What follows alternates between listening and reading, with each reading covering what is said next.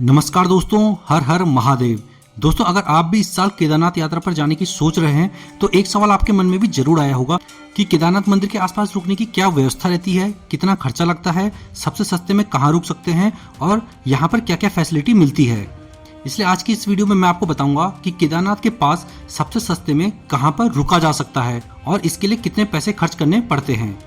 दोस्तों, अगर आप भी केदारनाथ धाम की यात्रा पर आ रहे हैं तो एक बात का विशेष ध्यान आपको देना है कि केदारनाथ मंदिर के आसपास बहुत ही कम ऑप्शन है रुकने के और आपको चाहे होटल मिले, धर्मशाला मिले या फिर कैंप मिले, इनमें ही रुकना है।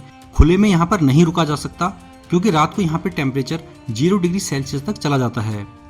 अब दोस्तों, केदारनाथ मंदिर के पास रुकने का सबसे अच्छा और सबसे सस्ता ऑप्शन कैंप ही रहता है क्योंकि केदारनाथ मंदिर के आसपास धर्मशालाएं और होटल लिमिटेड ही हैं और उनका किराया भी 3000 रुपये से लेकर 8000 रुपये तक के बीच रहता है। लेकिन कैंप में आप 300 रुपये पर पर्सन से लेकर 700 रुपये पर पर्सन तक में रुक सकते हैं। दोस्तों, ये जो कैंप होते हैं ये केदारनाथ मंदिर से करीब 2 किलोमीटर पहले बेस कैंप के आसपास आपको देखने को मिलेंगे, जहाँ पर आपको कैंप में भी बहुत सारे ऑप्शन मिल जाते हैं। यहाँ पर GMVN के सरकारी कैंप भी होते हैं, इसके अलावा लोगों के अपने प्राइवेट कैंप भी होते हैं।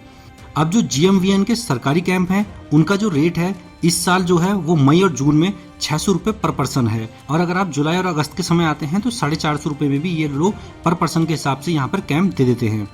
इसके अलावा जो यहाँ पे प्राइवेट कैंप लगे हैं वो इस साल मई और जून के समय अगर आप लेते हैं तो 500 रुपये से लेकर 600 रुपये पर पर्सन के हिसाब से यहाँ पे कैंप का चार्ज लेंगे और अगर आप जुलाई से अगस्त के बीच में आते हैं तो 300 रुपये तक में भी पर पर्सन के हिसाब से यहाँ पे कैंप मिल जाता है। तो यहाँ का जो रेट रहता है कैंप का वो सीजन के हिसाब से थोड़ा बहुत चेंज होता रहता है। कैंप यहाँ आपको बड़े वाले भी मिलते हैं, इसके अलावा छोटे वाले भी मिलते हैं। बड़े वाले कैंप में 6 से 10 लोग रुक सकते हैं और छोटे वाले कैंप में 2 से 3 लोग रुक सकते हैं। तो आप अपने परिवार के हिसाब से यहाँ पे बड़ा छोटा कैंप ले सकते हैं। अगर आपका बड़ी फैमिली के साथ आते हैं तो बड़ा कैंप ले लीजिए, अगर आप 2 लोग भी आते हैं तो छोटा कैंप लेके यहाँ पे रुक सकते हैं। अब यहाँ पे जो फैसिलिटी की बात की जाए कि कैंप वाले क्या क्या फैसिलिटीज़ देते हैं, तो दोस्तों इसमें आपको ये मेनली लाइट वगैरह और चार्जिंग पॉइंट ही देते हैं और साथ में रजाई गद्दे जो सोने के लिए चाहिए होते हैं, बस इतनी ही फैसिलिटी यहाँ पे मिलती है। इसके अलावा पानी, टॉयलेट्स, इसकी फैसिलिटी ये लोग नहीं देते हैं। इसकी जो फैसिलिटी की बात की जाए तो यहाँ पे सरकारी बहुत सारे टॉयलेट्स बने हुए हैं, आप उनको यूज़ कर सकते हैं, वो भी फ्री ऑफ कॉस्ट होते हैं। तो कैंप के आसपास बहुत सारे टॉयलेट्स इसीलिए सरकार ने बनाए हुए हैं। ये कॉमन टॉयलेट्स होते हैं जिनको हर कोई यूज़ कर सकता है। और यहाँ पे नहाने के लिए गर्म पानी की बात की जाए तो यहाँ पे नहाने के लिए गर्म पानी आपको खुद से इंतजाम करना पड़ेगा। जो यहाँ पे दुकान वाले होते हैं इनसे आप कह के अपने लिए गर्म पानी करवा सकते हैं, जिसका ये चार्जेस 100 रुपये से लेकर 150 रुपये तक लेते हैं। यहाँ पे जो कैंप हैं वो केवल बेसिक फैसिलिटी यानी बिस्तर, लाइट के साथ ही मिलते हैं और केदारनाथ आने वाले ज़्यादातर लोग यहाँ कैंप में ही सोते हैं क्योंकि यहाँ होटल और धर्मशालाएँ बहुत कम हैं, इसलिए होटल और धर्मशालाएँ सबके लिए अवेलेबल होना बहुत ही नामुमकिन है। अब बात करें अगर आप कैंप में रुकते हैं क्या तो यहाँ पे क्या ठंड लगती है, तो दोस्तों अगर वैसे आप कैंप में रुकते हैं तो यहाँ पे ठंड नहीं लगती है क्योंकि यहाँ पे आपको या तो स्लीपिंग बैग दिया जाएगा और या तो बिस्तर दे दिया जाता है, तो जिस कारण से इतनी ज़्यादा ठंड यहाँ पे नहीं लगती है। और साथ के साथ आप यहाँ पे बारिश और बर्फबारी से भी बच जाते हैं क्योंकि यहाँ पे बारिश भी कभी भी हो जाती है और बर्फबारी भी, तो उससे बचने के लिए काफ़ी अच्छा है ये। और बिस्तर लेने के बाद यहाँ पे जो वैसे ज़्यादा ठंड नहीं लगती है।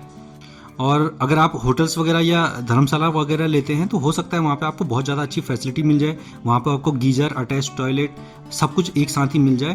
तो उनका चार्जेस लेकिन थोड़ा ज़्यादा होता है, उनका चार्जेस 5000 रुपये से लेकर 8000, 10000 रुपये तक का होगा। तो जिस हिसाब से आप पैसा खर्च करेंगे उस तरह की फैसिलिटी यहाँ पे मिलती है। और सबसे सस्ते का ऑप्शन अगर बात की जाए तो कैंप मिल जाता है, जो ऑफ सीजन में 300 रुपये और ऑन सीजन में जो अभी फिलहाल का सीजन चल रहा है वो 500 रुपये पर पर्सन के हिसाब से मिल रहा है। तो आप जब भी यहाँ केदारनाथ आते हैं तो इन टेंट्स में रुक सकते हैं। सारी डिटेल्स मैंने आपको बता दी है।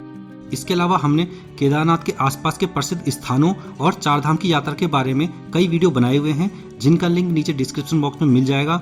उन वीडियोस को भी आप जरूर देखिएगा, इससे आपको 4 धाम यात्रा करने में काफ़ी हेल्प मिलेगी।